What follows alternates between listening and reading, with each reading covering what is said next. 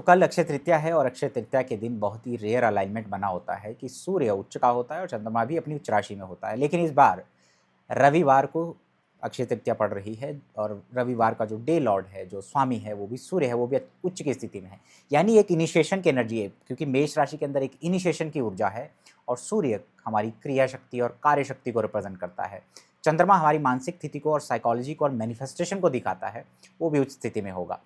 और शुक्र का गोचर भी अब टॉरस में आ रहा है, तो ये बहुत ही रेयर अलाइनमेंट है इस बार कि ये सब रविवार और सोमवार को पड़ रहा है अक्षय तृतीया इस बार। तो एक रेयर अपॉर्चुनिटी होती है। अक्षय क्या होता है कि जो हम पुण्य करते हैं उनका क्षय हो जाता है। जैसे खर्च करना, जैसे मैंने पैसे जमा करके रखे हैं और बुरे समय में मैंने उनको खर्च किया, तो वैसे ही पुण्य भी खर्च होते हैं। तो अक्षय का मतलब क्या होता है कि जो भी हम पुण्य करते हैं इस तिथि के दिन, वो कभी उसका क्षय नहीं होगा। तो आप दान, पुण्य, जप, स्नान ये सब करें, स्पेशली फूड डोनेशन, चावल का डोनेशन, सफ़ेद कपड़ों का डोनेशन।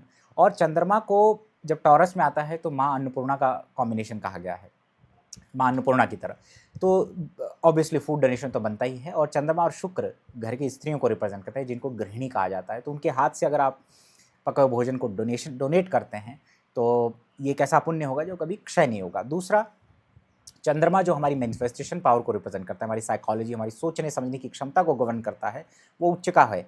और सूर्य जो हमारी क्रिया शक्ति और कार्य शक्ति है, यानी क्षमता है हमारी किसी चीज़ की इनिशिएशन की, वो भी उच्च का होगा। तो इस समय पे आप जो भी कुछ शुरू करते हैं, चाहे बिजनेस है, चाहे कोई नया कार्य है, उसके सफल होने की संभावना बहुत ज़्यादा होती है। यानी कि ये परफेक्ट टाइम होता है। ज्योतिष का महत्व समय से है, किस समय पे कौन सा कार्य किया जाए ताकि वो समय के साथ सस्टेन करे और उसका अच्छा फल प्राप्त हो, क्योंकि काल के अंदर ही सारी चीज़ें मैनिफेस्ट होती हैं।